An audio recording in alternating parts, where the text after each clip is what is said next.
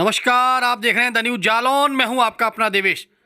सर्दियों में गौवंशों को बचाने और उनके अंदर रोग प्रतिरोधक क्षमता को बढ़ाने के लिए इन दिनों जालौन नगर में नित्यानंद गौ सेवा समिति के कुछ लोग इम्यूनिटी बूस्टर लड्डू खिलाते नजर आ रहे हैं। जी हाँ, स्क्रीन पर देख रहे हैं, ये लड्डू कोई साधारण लड्डू नहीं है। ये गौवंशों की इम्यूनिटी को बढ़ाने वाला करामाती लड्डू है और इस लड्डू को नित्यानंद गौशाला सेवा समिति के डॉक्टर राधेश्याम सोनी, राम कृपाल जी और सोहन लाल गुप्ता जी की टीम बना रही है और पूरे नगर में घूम घूम कर साइकिल से गौवंशों को खिला रही है। देखें द न्यूज जालौन पर यह खास इम्यूनिटी बूस्टर रिपोर्ट। नमस्कार, आप देख रहे हैं द न्यूज जालौन। मैं हूं आपका अपना देवेश। हमारे हाथ में आप ये लड्डू देख रहे हैं ना, ये लड्डू ये बहुत कामयाबी लड्डू है, करामाती लड्डू है।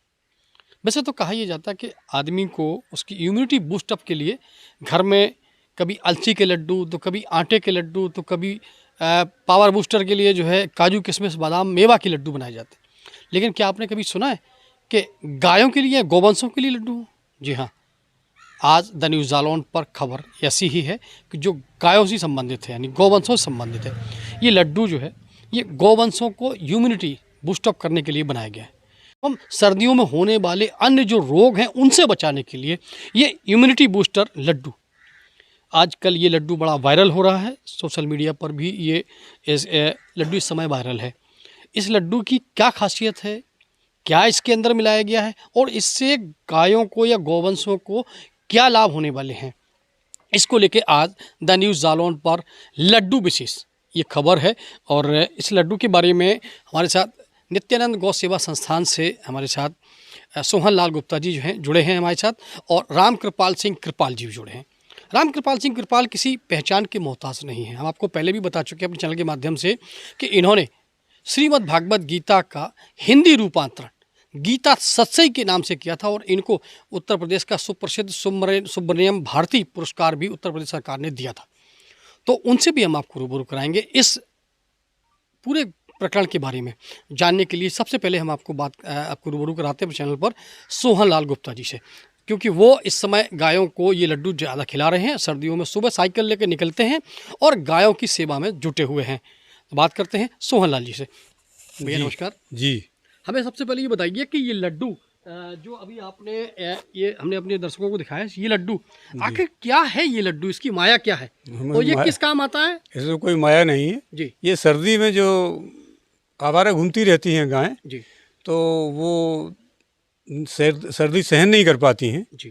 तो ये कठिनाई देखते हुए हमारे श्री राधेश्याम सोनी जी तो उन्होंने कहा इनको लड्डू बना के खिलाए जाएँ। और स्वयं जो है परसों रात से लगे रहे, सुबह 5 बजे से बनाए इन्होंने जी, और स्वयं दिन में जो है साथ में कल गाड़ी से देते रहे और इनको आज जाना पड़ा तो ग्वालियर चले गए। तो इसमें क्या क्या मिलाया गया है?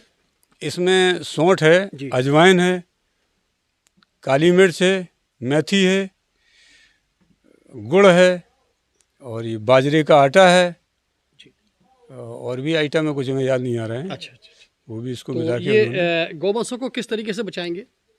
मतलब इसमें बचाएंगे क्या, हम बचा क्या सकते हैं? गौवंशों बचाने वाले तो गोपाल हैं जी। हम तो जो है जाते हैं तो उनको खिला देंगे तो उनकी क्षमता जो है ऐसी जो है सर्दी को सहन करने की जो है क्षमता हो जाएगी, थोड़ा सा टॉनिक के रूप में उनको मिल जाएगा। तो कहीं ना कहीं ये लड्डू इम्यूनिटी बूस्टर जो घूमते रहते हैं। हाँ बिल्कुल, इम्यूनिटी बूस्टर के नाम से जी, अंग्रेजी शब्द है, हिंदी में क्या कहते हैं ये तो ये सोहन लाल गुप्ता जी थे जिन्होंने इस लड्डू की माया के बारे में बताया कि इस लड्डू में क्या क्या मिला है और किस काम आता है। चलिए अब हम रूबरू कराते हैं राम कृपाल जी से। तो बात करेंगे राम कृपाल जी से। कृपाल जी नमस्कार। नमस्कार। सबसे पहले तो आपको आपकी उपलब्धि के लिए बहुत बहुत बधाई। आपको भी बहुत बहुत धन्यवाद। अच्छा, ये आपके साथी सोहन लाल जी इस लड्डू की माया को समझा रहे थे अभी, तो आपको क्या लगता है कि इस लड्डू से आवारा जो गौवंश हैं या जो निराश्रित गौवंश हैं उनको सर्दी से बचाया जा सकता है? निश्चित ही इसमें कुछ ऐसी चीज़ें हैं जो सर्दी से बचाने वाली हैं। जैसे इसमें मेथी है, हल्दी है, अजवाइन है और जितनी भी चीज़ें, सौंठ है, तो ये ताकत की चीज़ें हैं जानवरों। ये आदमियों के लिए, मानव के लिए भी उपयोगी है, लेकिन मात्रा इनकी कम होना चाहिए। बाकी ये पशुओं के लिए रोग प्रतिरोधी क्षमता उनमें पैदा करती है, क्योंकि जो हमारा गोवंश है सर्दियों में कोहरे के वजह से निराश्रित और सर्दी में सिकुड़ रहा है, ठिठुर रहा है, तो उसके लिए ये बहुत उसको एक बूस्टर का काम करेगा, उनको ये एक टॉनिक का काम करता है। इसलिए ये हमारे सोहन लाल जी गुप्ता जी, इनके सौजन्य से इन्होंने ये, इन्हें गौ के प्रति बड़ा स्नेह है, प्रेम है। और हमारे जो राधे श्याम जी हैं वो भी गौ भक्त हैं, और गौ के प्रति जितना भी किया जा सकता है, जहाँ कहीं निराश्रित गौवंश किसी चोट से या किसी सर्दी से अगर पीड़ित है, और अगर कोई खबर देता है तो तुरंत वहाँ पहुँचते हैं और पूरी टीम और उनकी सेवा करते हैं। तो ये एक अच्छा कार्य है गोवंश के संरक्षण। राम कृपाल सिंह कृपाल जी थे, उन्होंने बात बताई इस बारे में। साथ ही उन्होंने एक चीज़ और कही है कि डॉक्टर राधे श्याम सोनी इस पूरे जो कहा जाए तो इस नित्यानंद गौशाला की एक पिलर के रूप में कहा जा सकता है, क्योंकि वो पहले पशु चिकित्सक थे, रिटायरमेंट होने के बाद वो अब गौ सेवा, जन सेवा और गौ सेवा दोनों कर रहे हैं। तो उन्हीं का एक फार्मूला है ये, और इन लोगों ने सहयोग किया। आपस में कहते हैं ना कि सहयोग की भावना अगर हो तो एक एक दिन का जुड़कर एक बड़ा काम कर सकता है। अच्छा, इस नित्यानंद गौशाला में एक चीज़ और हमें देखने को मिली है कि यहाँ पर जो जैसे एक घर को साफ़ रखने के लिए फिनाइल बनता है, फिनाइल आता है, तो यहाँ पर गोनाइल के नाम से भी कुछ उत्पाद बनते हैं। मंजन भी बनता है, दंत मंजन भी बनता है, साथ ही धूप बत्ती भी बनती है। तो और हमने कुछ दिए भी जो यहाँ पर देखे हैं। तो इस सारे उस प्रकरण के बारे में हम फिर से सोहन लाल गुप्ता जी की ओर मूव करेंगे और उनसे पूछेंगे कि आखिर ये सब क्या है। जी सोहन लाल जी, हमें एक बात बताइए आप कि अभी आपने दिखाया कि अभी यहाँ पर ये जैसे ये गोनाइल है, आपने ये गोनाइल दिखाई है, तो ये गोनाइल कैसे बनती है और इसका काम क्या होता है? इसमें कई फार्मूले हैं, हमारे पास केमिकल हैं। कानपुर गए थे राधेश्याम जी के साथ जी, उनको इसके अध्ययन का मालूम है। तो जो अभी आइटम है इसमें रखे हुए हैं पेटी में जी, तो वो आइटम हम लाए जी, और वो यहाँ पर बनाते हैं जी, बनाने के बाद जो है मतलब मुख्य काम हमारा प्रशिक्षण देना है जी, ताकि जो भी गाय को पाल रहा है जी, वो जो है गाय ऐसी स्वावलंबी हो कि उसको बोझ न लगे गाय। जी। अच्छा, एक गाय से ऐसी क्या क्या चीज़ें बनाई जा सकती हैं कि लोग जो है उनकी ओर उनकी सेवा में लग जाएं? अब ये सरल चीज़ है, जैसे कि लोग पूजा सब लोग करते हैं जी, तो दीपक की ज़रूरत पड़ती है जो बाज़ार से ख़रीदते हैं। जी, अगर वो अपने हाथ से बनाए जाएं, घर घर बनाए जाएं, जी, और अपने बिहारियों को भी दे सकते हैं, जी, गिफ्ट भी कर सकते हैं। और ये अनब्रेकेबल हैं, टूटते नहीं। अच्छा, ये जो है और फायरलेस भी, जलते भी नहीं। अच्छा, अच्छा। तो प्रकार से जो है ये इनको मतलब ये किस चीज़ से बने हुए हैं?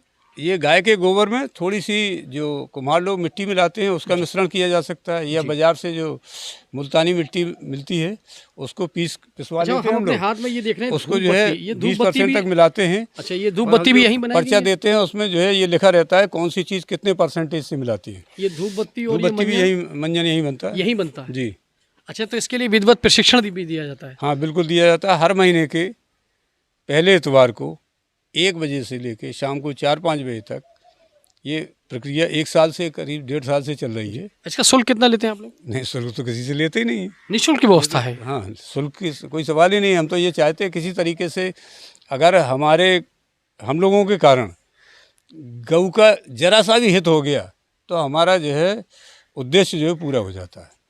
मात्र इतना है। सोहन लाल जी ने एक बात बहुत अच्छी बताई है कि यहाँ पर नित्यानंद गौशाला में गायों के प्रति समर्पित होना और गाँव से मिले जो उत्पाद हैं, गौ उत्पाद हैं, उनसे जो और अन्य सामान बनाने के लिए यहाँ पर प्रशिक्षण भी वो लोग निःशुल्क देते हैं। यानी कि अगर आप गौ सेवा करना चाहते हैं तो इस नित्यानंद गौशाला में आइए, यहाँ पर प्रशिक्षण लीजिए और एक गाय से क्या क्या लाभ हो सकते हैं उनके बारे में जानिए। दैनिक जागरण पर इतना ही। मिलते हैं कल फिर एक नई कहानी के साथ। नमस्कार।